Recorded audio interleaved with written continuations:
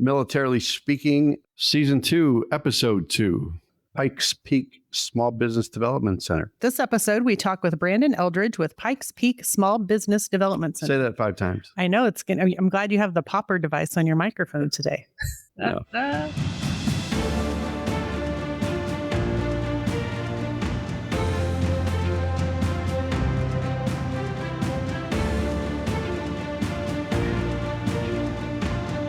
Welcome to Militarily Speaking, brought to you by Armed Forces Bank. This is Tom McLean, T-Mac, and Jodi Vickery, J-Vic. Should we do that or not? Oh, sure, yeah, because we're cool enough to do that. I'm the military retail executive for Armed Forces Bank, and Jodi is our chief digital officer. All right, we get Brandon Eldridge this afternoon. Yes, welcome to the show, Brandon. We're excited to have you listening, or how excited to have our audience listening. Hopefully, Brandon listens a little bit, but yeah. I might do some listening too. Or you could just talk about whatever. Yeah. Sure. But we're excited that our audience is tuned in and listening and learning all about you and your organization. I do want to take just a second, though, and tell them just a little bit about you. No new information, I hope, for you about yourself here. But it's all made up, so you better Tom may have taken liberties. Don't believe everything you hear about me here. It's weird. It starts with Brandon Eldridge, lifelong Cubs fan. So I don't. Oh no. That may or may not be Tom taking editorial privilege, and Buffalo Bill and Baltimore Raven fan. Yes, because he doesn't like the Chiefs. These guys. I'm sorry, Brandon. Don't hang up. Brandon Eldridge was named the executive director for the Pikes Peak Small Business Development Center, SBDC for short, in April 2023. He plays a key role in supporting small businesses in the Pikes Peak region as they launch, grow, and create jobs. Brandon is a champion of the Colorado Springs business community and has nearly 25 years of management experience that spans various sectors, including technology, banking, and retail. What was that middle one? Banking. Yeah. Yeah, we're in good company here. I'm a recovering banker. Yep. They're trying to make me a banker so we can have a support group. Eldridge has worked as market director of Underline and spent time working at both Chase and Vickery Bank. Since moving to Colorado Springs in 1998, he has been actively involved in the community and served as the president of Leadership Pikes Peak and president of the Council of Neighborhood Organizations. He graduated from Colorado Technical University with a Bachelor of Science in Business Administration. Welcome, Brandon. It's an honor to have you on the show. I'm grateful that you came here, even though you've met Tom previously. So you still said yes. Good Jodi. job being brave. Yeah. Tell our audience a little bit about your Pikes Peak Small Business Development Center, and let's kick it off there. Well, thank you guys so much for having me on. I know that there's going to be a lot of SBDCs across the country that'll listen to this, and so I hope I do us justice. But you will. Here at the Pikes Peak region, I actually only cover 2 counties in the whole state of Colorado. So what's neat is we have 14 offices that cover the entire state. My office covers Colorado Springs, Woodland Park, so a little bit of the up the mountain, but mostly in El Paso County, which is the largest county in the state. So we have some really awesome impact. Last year, we served 694 businesses with at least 3 hours or more of impact. So when we work with clients, we're doing one-on-one free consulting, kind of talking about your business plan, your marketing strategies, how to integrate AI into your business, and all of the great things that help a business run properly. So that's great. That's a good overview. And now we're about to pepper you with a billion questions. Okay, what's going on? And it's 2.5 hours of this, of Jodi, which is painful. So we met for the first time. We certainly did a prep work call with you, Brandon. We've also been involved with your annual conference that's coming up. I got firsthand knowledge of how great you are and how great your organization is based on what you told our audience at the conference about 45 days ago in your backyard. But let's talk about sort of that career, right? You said you were a recovered banker. Yeah, that's right. But what led you to be in the role today? We talked about your bio. We talked about why you're so qualified and experienced to take on this job. But how'd you get there and why? Yeah, so real quickly, I know you guys were teasing me about my sports affiliations, but I was an Army brat growing up. And so I was a big Chiefs fan, moving to Colorado in the late 90s. And I got into sports retail early in my career. And I really enjoyed doing that, but I always felt like one day I was going to run my own business. So back around 2010, a great time for banks and mortgages, but I got recruited over to Chase Bank and I was a branch manager for them for almost 9 years. And while I was with Chase, I started there because I thought, well, I better understand how money works if I'm going to own my own business.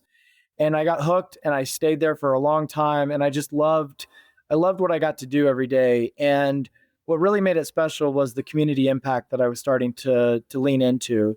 I always felt like as a banker, it was our obligation to make sure we made community impact. So I started working with our nonprofits in the community and finding ways to just engage in ways that was more than just providing financial services. That led me to Vickery Bank in 2018, where obviously gave me a little runway before the pandemic hit. And while the PPP loans were being administered at our bank, the SBDC was also doing what we call the EIDL loans, the EIDL. So those are the disaster relief loans. So I'm doing PPP, the SBDC is doing EIDL loans. And we just found this really great synergy of like, we were doing town halls, virtual town halls with our chambers. And we were working with business owners across the board, helping them get capital in this really, really challenging time. And so I personally did 269 PPP loans for Zion's Bancorp. I set a personal record there. And so they gave me a little trophy that said I did so. And you still have it? Do you still have it? Where is the trophy today? Yes. Yeah. It'd be funny if you like whipped around and pulled it out from behind you. Oh yeah, no, it's in my office, but I appreciated that because it demonstrated the work that my team did to get us through that period of time. But as you know, we built a really good relationship with SBDC, and I realized that I had an aptitude of working with entrepreneurs, helping people understand how to see the forest through the trees, and just get their business plan in a really great place where they're going to be profitable and help them excel. So having some of that business acumen, having an understanding of P&Ls and balance sheets and the underwriting process, and then also just being a community member, it's really been a great marriage of my career to come to SBDC and support entrepreneurship. If it were that easy, anyone could do it, right? That path seemed just perfect for him. He made it sound easy. So as companies come to you as they're trying to get underway, what are some of the most common services that they are seeking out and that you're finding you're able to match up with? And kind of along those lines, are there certain industries or sectors, if you will, that are sort of drawn to the services that your organization provides? Or is it all across the board different? It's definitely across the board. I mean, we can help you with cybersecurity. We can help you with HR practices or building a great company culture. But most of the time, people are coming to us because, well, number one, they don't know what they don't know. And so they're seeking help. But a lot of times it's because they need capital. And so they're looking for what are the streams of money out there? How would they go into a business loan or get a VC for that matter? And so people seek us out because they're looking for that support to find capital. And sometimes it's not always about the money. Sometimes they just need more clients. And so understanding their branding, their marketing, how to get more clients through their business is obviously another key element to growing.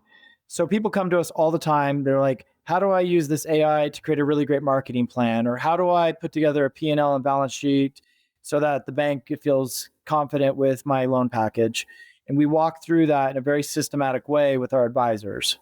So that's a big reason. But lately, I can tell you guys, I talk about AI almost daily. I'll bet. I mean, It's just been dominating the workflows. It's been dominating software that people use. And I think it's interesting because I run the SBDC like a small business. And so I use some of the same tools. Like we use QuickBooks. I use Canva for my marketing flyers. And we're finding that a lot of these tools that we're already using are starting to embed AI into the software. And so people are using AI more than they already realize. But we just ran a big AI summit here in Colorado Springs about a month ago, back in August. And we had 200 people, 8 keynote speakers throughout the day. And boy, I'll tell you, the stuff we're talking about in AI is just really, really cool stuff.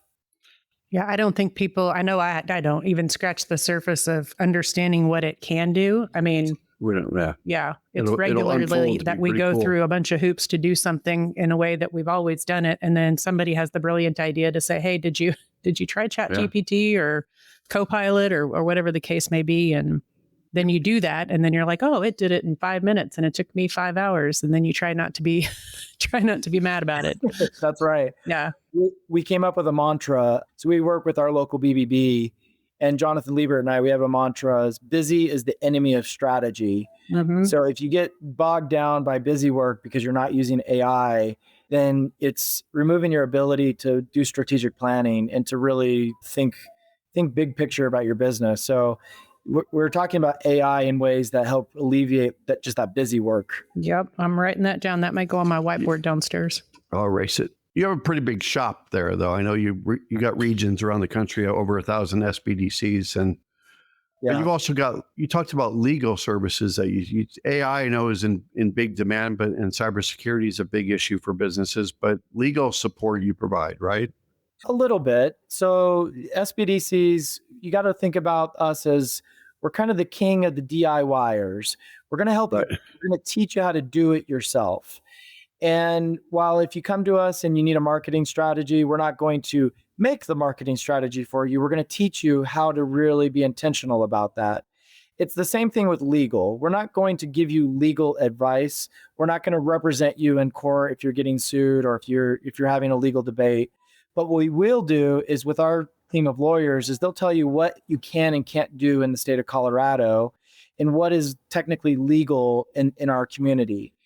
So in some ways it's a support, but in other ways it's not exactly seeking out a free lawyer to represent you in the court of law. Yeah, that makes sense. And you've kind of talked about it with some of the other answers, but I wonder if there are other services or resources, either by coming to see you or going to your website, which I don't know that we've mentioned yet. I'm waiting for him to mention it because he's got 17 different websites. Oh, there will be a listing of websites. Hashtags. Yeah. If there are other resources or things that you bring to the table, or what if you have businesses that come to you and say, I have an idea, I don't even have a business yet. And so you need to kind of bring them a business in a box so they can put the framework of the puzzle on the table with you and then go away and fill out the pieces. How does that work? Yeah, I was doing a military podcast last year leading up to our veterans conference. And the guy said, oh, it's interesting. You guys really have a process to start and scale a business. And I said, yeah. And he goes, military folks really like that because they come from a world of SOPs and a lot of structure. Sure. So while being an entrepreneur, I think by my definition of being an entrepreneur means you're thinking outside of the box and you're invested into growing a business. You also can follow a very scripted process that's going to help you do that. And at my office, we have a startup day once a month. We've got online curriculum. And then, as you mentioned, I've got a good team. So we've got 41 advisors currently on my team that will meet one-on-one in a private, confidential setting and talk through those things that you maybe don't know. And you're maybe embarrassed to ask unless you know that it's going to be private. So that's kind of the model of SBDC. So going up on a federal level, we all know SBA because they back a lot of our loans that we underwrite. And the SBA, as part of their effort to ensure that the federal government is getting US-based small business contracts through procurement, they help fund operations like SBDC, SCORE, VBOX, so that's the Veteran Business Outreach Center, and then, of course, Women Resource Partners. So those are all in that family of federal resources. And you might find that VBOC and SBDC are closely aligned in many ways, and one might serve a better purpose for your business over the other. And then when you drill down to local, like I get some grants through the state of Colorado that allows us to do childcare services. We get some funding through our county that helps us do some scaling classes. So I'm looking for different revenue streams that help me provide curriculum and content to our businesses at all levels, federal, state, county, city. I mean, we find partnerships across the board. And then we can reach across to the DoD side. We have Apex accelerators that's, across the country. And then these accelerators, man, we've got some awesome accelerators in the Pikes Peak community. But most communities that are mature probably have some sort of tech accelerator that are helping quote unquote founders and helping scale up some of that technology stuff. There's sort of like incubator stuff out there too, right? I think of AltCap, which is a company just in our backyard too, that is sort of that, not a VC particular, but maybe just a resource of funds available for startup businesses too. So I'm sure there's more than just that one company around this country that are there to provide sort of that initial funding or initial capital investment they need to get off the ground too. And it could be sizable. It could be just a small amount that they need. Well, a lot of CDFIs out there will run accelerators. Yep. And that sometimes is their gateway drug to get your capital. You'll go through a 10-week accelerator, and at the end, you get your capital. So there's CDFIs, there's CDCs, and then there's nonprofits. Like in our community, we have one called Exponential Impact. And what they do is they manage these revolving loan funds, and they teach you some really foundational skills. They lend you at a really low, our revolving loan fund, I think it's 0% interest the first year, 1% the second year, but you have to have it paid back in those 36 months. So it's almost like free money, but you have to do a little work to get it. So, and we partner with a lot of those folks as well. We ought to give everybody Brandon's cell number for that 0% financing. Yes. So it's 555. Yeah, five. You know, it's funny. A movie switched that 555 number. Never works. No, but 8675309 does. But Always. Can you say it without singing it? Jenny. Nope. Please don't sing from. Oh boy. So I bet every day is different for you, right, Brandon? So you get different walk-in traffic, different leadership roles you play, different communication, different people that are looking for services. But so if you had to break it down percentage-wise, do you think it's new business? Do you think it's people coming in saying, I'm ready for the next stage of my business, I need ways to grow? Or is it people that are winding down their business and transferring them to their family members or looking to sell? And I'm sure it's everything, all of the above. And then you've got all these connections you have either in Colorado Springs or in the region that you've partnered, that you've made connections, you network, you're a great networker. But so if you had to break it down by percentage, what would a normal day, week, or month or year look like as far as businesses coming in to see you or reaching out to you? Well, and thank you for that question. And I will tell you, one of the most awesome parts of my job is there's no 2 days that are the same. That's why she and I love what we do Yes. too. Yeah. Yes. And Dale. Yeah, of course. So I'm industry agnostic, so I don't necessarily serve one industry. But like today, I'm at a manufacturing summit. We're supporting our manufacturers in the community. When people come in, generally they're coming to us because they have little to no resources. And resources translates to capital or money, right? So they don't have any money to hire somebody yet. They don't have any money to pay an accountant. They don't have any money to start a capital campaign or a marketing campaign. They come to us because we're a free resource. And so, of course, most of our clients are in that pre-revenue or that startup phase. And I like to break entrepreneurs into 4 phases. Pre-revenue, you have an idea, you're still kind of forming it. You're looking for that MVP, that minimum viable product. You might be in that second phase, which is startup, and you've already started selling your product, but you're still going through growing pains and you're figuring out what it's like. The third scale is your mature businesses who have started to scale up. Maybe they've got more than 10 employees by this point, and their systems, they probably have SOPs at that point. They probably have systems in place. And then you have your legacy business owners who are on that 3 to 5 year track to either merge or sell their business. An interesting stat is about 50% of businesses will close because they didn't have an exit strategy, meaning they didn't plan for that merger or to sell it off. And that's hard to kind of work through that, especially when an entrepreneur and the identity of the business are synonymous. And so what we do is we try and pull those things apart so that your business can be an independent teenager that's growing and building out, and you can kick them out of the house one day. And that's the goal, is that you don't have the same identity as your business. But to directly answer your question, most of our businesses are in that pre-flight or in that startup phase, but we love working with those scaling businesses, especially our exit planners. We love working with them. It's just, it's less of it because of the nature of resources. Yeah. Well, we are a military podcast, so let's talk about the veterans or the military spouses in particular too, right? You've got the Army connection. You found your true passion. Are you seeing startups as they transition out of the military because they have they have the skills, the portable skills that are transferable in that leadership environment. Like you said, their structure, they love SOPs, they love logistics, they love a template where it just makes sense to them. But what kind of, I guess, guidelines or best practices would you give someone that has that idea? Yeah. So anybody who has a DD 214 probably sat through some sort of TAP program. So transitioning out.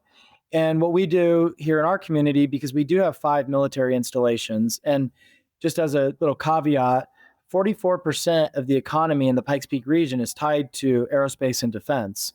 We have Space Force. We have the Fort Carson, which is geographically one of the largest military installations in the country. Obviously, the Air Force Academy, which most people know, and NORAD, which is kind of a novelty in some ways, but obviously doing really, really important work. And even though Space Command is moving to Huntsville, I will tell you a lot of that command is still going to be centralized in the Pikes Peak community. And Golden Dome initiatives and things like that are going to be really critically important to mission. With that being said, our soldiers and our troops that are transitioning out, they oftentimes we're a transient community because of that. And so what we're doing is we're like giving them that pre-flight idea so that if they're going to stay in the Pikes Peak region or move back home, whatever that looks like, we're going to have them with a really structured idea of what a business plan is and help them kind of work through their idea. They bring so many great skills as veterans to be entrepreneurs. And what I love about this demographic, if you will, is they understand government. And so this is a great place for them to lean into government contracting. And so at our veterans conference that we'll have on November 7th, we'll have 15 workshops that day. And many of them are tailor-made to how to work with government or how to get that certification of that VOSB, which is that veteran-owned certified small business. So we really lean into that with these soldiers and these airmen that are retiring because they bring a lot of transferable skills into entrepreneurship. Sure. Do you want to mention that date again? Because I think we're going to have to get at least 25 plugs from you for a conference coming up. And what is it? November, what was it again? November 7th, 2025. Where's it being held? It'll be at Great Wolf Lodge in Colorado Springs. It is a family-friendly event. So we have a really great room block. So if you're flying into town, if you go to pikespeaksbdc.org, you can find all of the information about the event, including our room block details. It's $99 and you get 5 water park tickets for the event. So bring your kids. That's a really good deal. Dale, did you hear that? Did you hear that? Yeah. I'll tell you guys, this is a day where veterans find their tribe. I mean, if you want to find a place where you're doing networking, getting plugged into resources, and learning about how to be a veteran entrepreneur, this is the event. We'll have 70 tables, 15 workshops, 3 keynote speakers, and 1 Santa Claus at this event. Oh. Dale, did you hear that? So Dale's signing up as we speak. You can't see him, but he's over here hammering on the keyboard, getting out a credit card. It's not just a conference, because it sounds like this is an event and it'll be fun for everybody. So thanks for putting your heart and soul around it, because after it's the 18th annual, you better get it right by now, don't you think? You've had 17 attempts. Lucky for me, this is only my 3rd attempt at it, but we'll edit that out. All right. Yeah, thanks. I think they say the 3rd time's the charm. Yeah. Hey everyone, if you're looking for a little extra financial flexibility to take the family on a vacation, tackle that home renovation, or just get through the ups and downs of military life, we've got some great news for our military listeners. Absolutely. Armed Forces Bank offers access loans that are perfect for handling life's unexpected expenses, consolidating debt, or even making that big purchase you've been thinking about. And with our fast approval process, you can get the funds you need quickly and easily without all the hassle. At Armed Forces Bank, about 75% of our team is affiliated with the military, so we understand your unique needs. We've been supporting military families for over 100 years, and we're here to help you take control of your finances. Whether you're active duty, a veteran, or a reservist, we're committed to offering you flexible terms and competitive rates, making sure you get a loan that fits your life. So if you're ready to take that next step, head over to afbank.com or visit a branch near you. Armed Forces Bank, serving those who serve. Member FDIC, subject to credit approval. Origination fee applies. Direct deposit relationship required. Loan terms are based on loan amount.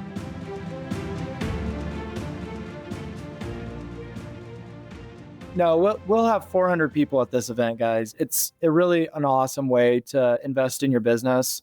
And we love that it's a regional event. It's not just for folks in the Pikes Peak region. We're flying in one of our keynotes from Tampa Bay. His son's actually a cadet at the Air Force Academy. His name is Christian Kremple. He was one of the producers of the Blair Witch Project. And he now does documentaries for soldiers across the country and is a staunch advocate for veterans. And then our lunch keynote is John Register. He actually is a Paralympian, but he served as a combat vet, and he's just an inspiration to all. So really, really great day. Sounds like a great day. And if you've ever stayed at Great Wolf Lodge, you know that $99 is a great price. That's correct. Yeah. Remember that when we were together, you showed me videos of you like going around Colorado Springs? Yes. What were you doing? Because I thought that was pretty innovative. And I want you to tell our audience, because they should steal that idea from you because it was so cool. Well, the SBDC has a day. We actually have a holiday sometime in March.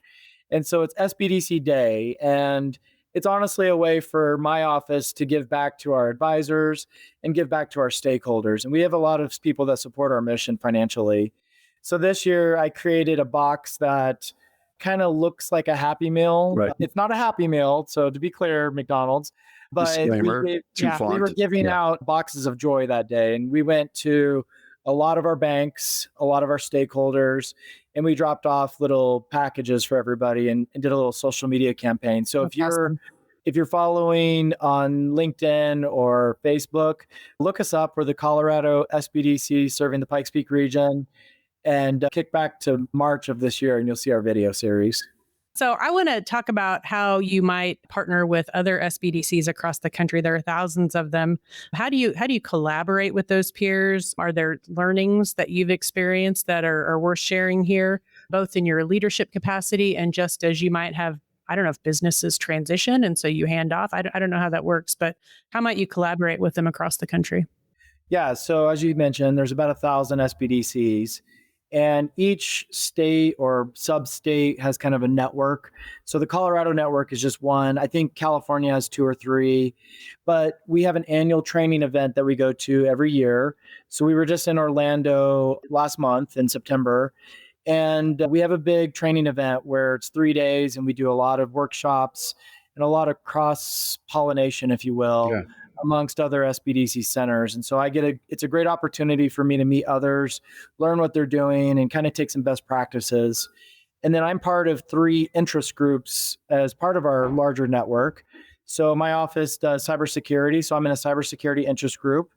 And if you're interested in anything cybersecurity, check out our Delaware SBDC. They manage something called North Star. Or work with a company called North Star, and they're doing fantastic work helping entrepreneurs fortify their business through cybersecurity. Awesome. And they get there, is there a certain site where they should go, or should they just go to the global SBDC site and find Delaware? No, I would Google or go in your chat and just say, find me the Delaware SBDC. Okay. Yeah, I don't know that so it's the ASBDC, so the America's SBDC. I don't know if their database plugs into all of the networks, but the Delaware SBDC site's very easy to find. You know, Brandon's throwing out a lot of acronyms, like he's a military guy or a banker, right? Yes. Or he's been in the military. I mentioned that earlier. I know. They have a lot of acronyms too. More than banking or the same? Close? Maybe more. Yeah. Maybe more. Yeah. We'll make up some for us. Yeah. Yeah. Well, I'm also part of a veterans interest group. And our veterans interest group includes some VBOC folks. So VBOC is the Veteran Business Outreach Center. And we meet on a monthly basis and we just talk about how our SBDCs intentionally serving veteran entrepreneurs. And so it's a great way for me to, as I mentioned, do cross-pollination. So we meet, across the country, there's folks involved in this. And what's great is like one of my peers in Huntsville, she's in that group as well. And I just think the collaboration between SBDC, it's at the core of our mission, right? Like to help find resources, connect you and uplift others. So it's a very easy task for us. I'm not going to ask this next question like I normally would. Okay. So I'm going to put it more. I have no idea where I'm going to put it more plainly. I'm sorry. I was going to talk about your impact to the economic development, all that blah, blah, blah, right? But you self-assess a lot.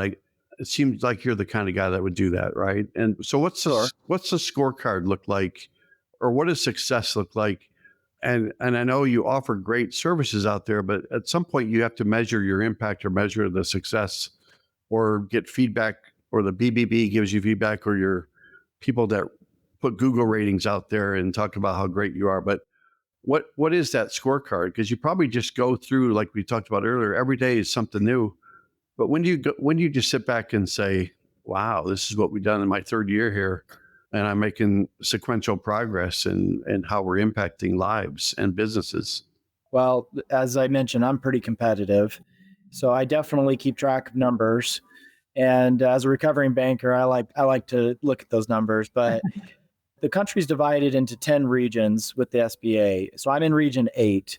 So we were actually the region 8 winner this year. So we were in the top 10 SBDCs in the country for 2025. So number one, that's a great metrics for me to feel pretty proud about for my team. But, every year we do impact reporting, and this is required of the SBA, but it's also needed for our stakeholders. So when we're measuring success, we're talking about how many businesses started with our support, how many jobs did we help create and retain, how much capital our business is getting because of the work we do. Last year, we had almost $30 million in capital gain because of our work. And, we do a lot of government contracting with some of our clients. So that makes a big impact pretty quick, right? But these numbers that we track help us measure that economic growth for the state. So if you go to the Colorado SBDC landing page, we have our impact report, and you can see all of the metrics that we measure every single year and what kind of economic impact the SBDC has to the state. And I will tell you, it's tremendous. I think that's awesome. Congratulations to your team on Excellent. That recognition. I think it's nice to have that kind of outward recognition. I mean, I'm sure you guys feel like, yeah, this is humming along and we're doing a great job, but it's always cool to have your team recognized. You probably got the Social Media Idea of the Year award too. You probably did. For Box of Joy? Box of Joy. Yeah. Box of Joy, yeah. No, I've been told I'm a very creative director, but I think that's part of entrepreneurship, is we have to think outside of the box. Exactly. On the way that we're going to serve the community. You won't find a commercial during a football game showing SBDC. It's through word of mouth and through the work we do. And so because of that, we have to really be creative in our partnerships. So I'm actually a member of 9 different chambers in the Pikes Peak region. And it sounds like a lot of breakfast meetings. a lot of ribbon cutting ceremonies. And have eggs every day of the week. Let me tell you. So a lot of event-facing things that support businesses. We just did a health expo with, I think it was 170 vendors that we were at that event with. So we're always looking for opportunities to partner in the community, because that's who's really, communicating and getting involved with our business community. So partnerships are key to our success. I love that. What are some of the big, we talked about AI and that's come up on another podcast that we've done. Cybersecurity is a big Cybersecurity for sure. Those are 2 key hot button topics. Are there other trends that you are cautioning business owners or encouraging business owners that are coming your way to really lean into beyond those that we've talked about already? Yeah, obviously tariffs would be something that people want to talk about. AI gets in the conversation so much, and I'll get back to tariffs here in a moment, but AI is this trend where there's some folks out there that are saying, I'm going to wait and see. I would encourage you not to wait and see. At the very least, get a $20 GPT account and start using it so you're familiar with it. The workforce is demanding that people know how to use these tools. And so just don't fall behind too quickly when it comes to just finding at least one software that you feel like you can use, whether it's Perplexity or ChatGPT or Gronk. I don't care what it is. Just use one of those tools and start figuring out how it works. Cybersecurity is interesting. I just read a report this morning about how AI is helping and hurting cybersecurity, because it's helping fraudsters do a lot of data research for them. Oh, I'm sure. And that's not a good thing, right? And I also see the evolution of quantum computing really being an X factor in the next couple of years. Once quantum computing is available, open source, it's going to really change the game for encryption. So I think banks need to be really attentive and ahead of encryption will not be your fail-safe in the future when it comes to cybersecurity. And so you've got to find these quantum methods that will help combat some of that. I mean, the quantum computing can do things 1,000 times faster than you could ever dream. So next year's AI Summit, and by the way, your listeners, if you want to Google Blaze AI, we have a landing page spun up with all 8 speakers from our AI Summit this year. Oh, great. And I hope you'll visit the site, check out some of the resources we spun up. That's really good info. Yeah. Who knows? Next year, maybe we'll have Blaze AI Cyber Quantum Summit. I mean, I don't think I'm smart enough to go to a summit called that. That's multi-syllabic too. Yes, yeah. It's interesting because the intersect of AI and these other two topics, obviously cyber and quantum, it's starting to converge.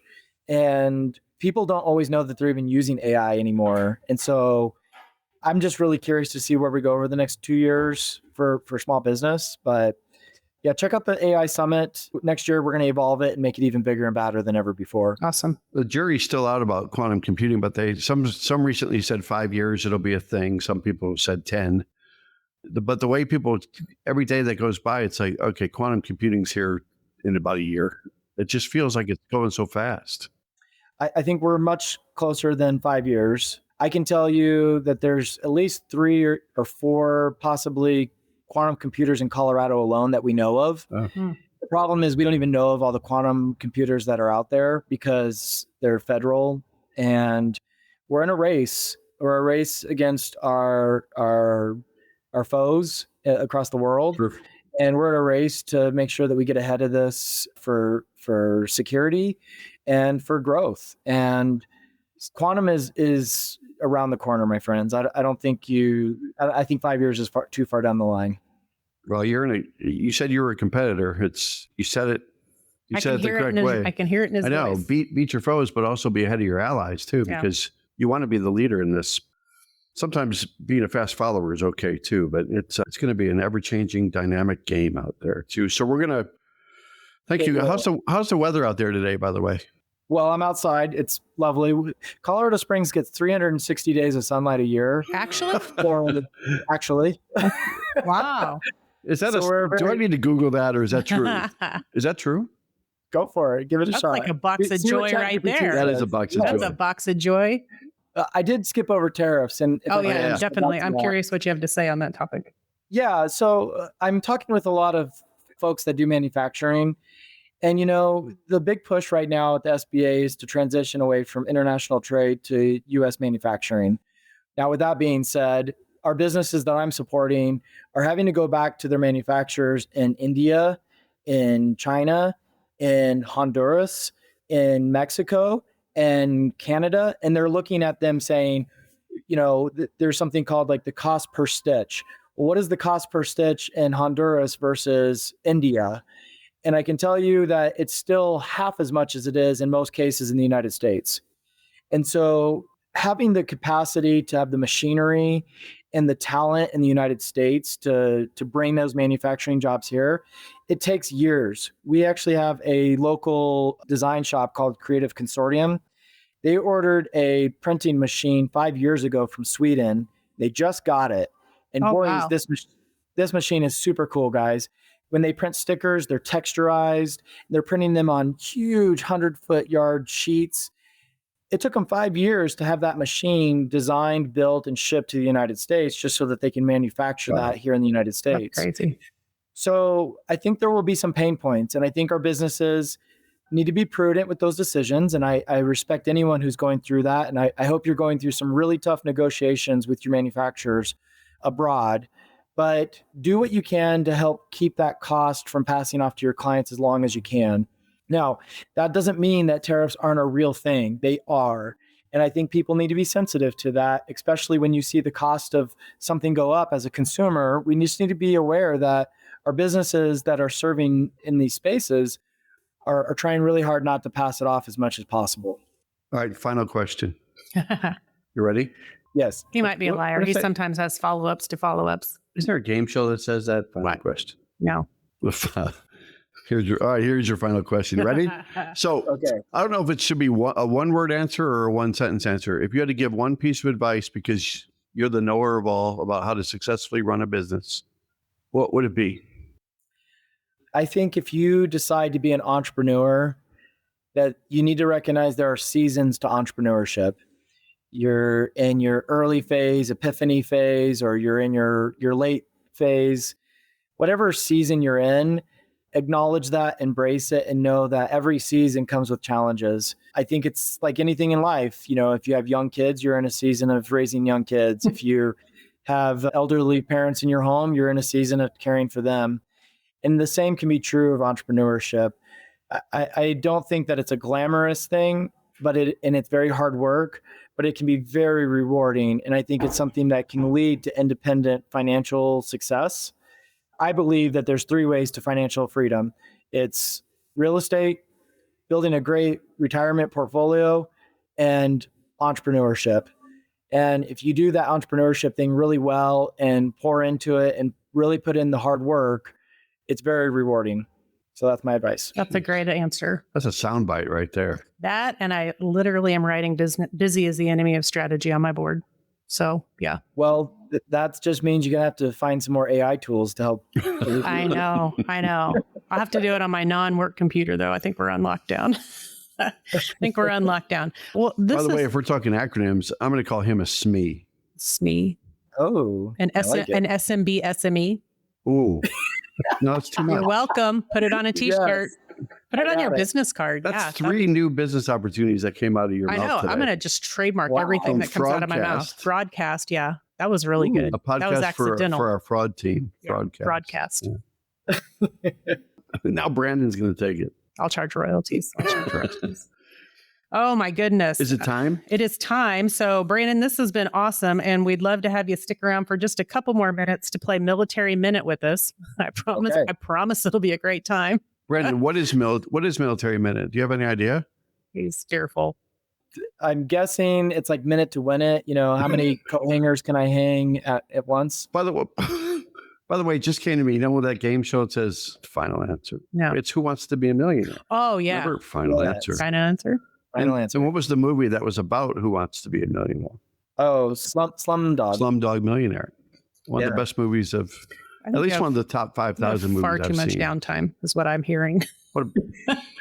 Yes, you need to do some of these things that we learned about from Brandon today. Maybe if you just remember what you did. Yes, I know. Had for breakfast this morning. It's a problem. Yeah. But we're going to play a Military Minute. We've got 2 questions today, Brandon. The first question is from our last episode. So if you happen to know this random thing, then you can participate. Last week's Military Minute was about podcasts because it was the first episode of our 2nd season. I was going to say that, Tom. You didn't have to interrupt me. And we're competitive with Lacey Langford because she's got 8 times more than we do. She's got more, so we're not actually competitive then is what that tells me. That's a great point, Jodi. So anyway, the question last time was, what was the name of the podcast with the most episodes published and how many episodes are there? I was going to say were there, but are there? Because it's probably still active. So the name of the podcast with the most episodes published and how many episodes is in the history of podcasts, the number of listeners and the number of episodes. Feel free to fact check McLean on this one too, if you would like. And Jodi Vickery. And file a complaint if he's wrong. But if you are in our audience and you answered the podcast name Too Beautiful to Live with 6,643 episodes, 1, you probably have a lot of free time to Google things like that. But 2, watch for your name to be dropped as... And they did that in 3 days. The lucky winner of $50 for you and $50 to a charity of your choice. So the next one you can answer. You might know it too, because you are a smart guy. We've established that. But this one's for our audience this week. This week's Military Minute is a question about veteran-owned businesses. I know, very appropriate, well played. It ties right back to it, doesn't it? It's amazing. According to the SBA's Office of Advocacy, how many veteran-owned businesses... SBA OAC? Oh my gosh. Or OA? According to the SBA's Office of Advocacy, how many veteran-owned businesses are there in the United States in 2024? Am I allowed to answer? No. Not at all. No. Okay. I know the answer. I'll tell you offline. Spoiler alert, Brandon knows. Once we stop recording, he can blurt it out. Yeah. So, but if you're in our audience, go find this answer. If you aren't as smart as Brandon and already know the answer, And when this podcast drops, you He does can it for a living. drop the answer in our comments. And if you are right first, and then if you are selected second, you too could be the recipient of $50 for yourself and $50 to a charity of your choice. That's all I got to say about that. Good job. I don't know if anybody's ever gotten the prior podcast one. No. I think Brandon. Well played, sir. He is a thought leader, and he is well That's how beyond he gets most all those trophies. normal IQs. That's how he gets all those trophies. Do you like some trophies? Bring it home, McLean. Yes, if you enjoyed today's episode in 360 out of 365 sunny days in Colorado Springs, like Brandon did, And if you like boxes of joy. and yes, and if you want to go to some cybersecurity website and go to some sort of Blaze AI. Blaze AI. conference, Yep. or if you want to go to, what's this conference coming up again in November? What is it? Yep, One more November time. 7th, set November 7th, 18th Annual Veteran Small Business Conference at Great Wolf Lodge in Colorado Springs. You can go to Pikes Peak, SBDC.org to find out more. And Awesome. the good thing is this is being published on November 8th, so it'll be perfect for Man, next year. kind of an added bonus. If Dale comes, you could say, and you get to meet Dale. I mean, that could be added to your website. And now the participation level went in the tank. All I know. right. So, yes, if you enjoyed today's episode as much as Hunter did, go out to afbank.com and subscribe to the show. Also, make sure to rate us, leave us a comment on your favorite podcast platform, which happens to be, Brandon, Apple Podcasts, Spotify, and YouTube. So, Awesome. more pub for you, and people were certainly going to benefit if they go to the conference. Wonderful. Can't wait for that to happen because it sounds like it's something that's going to be memorable and worth every minute of it and dollar. We certainly will make your value. Awesome. Well, it was a pleasure to meet you today, and we appreciate you joining us. Awesome. Thank you, guys. I appreciate you. You got Thank it. you. Enjoy the rest of the conference. Thank you. See ya.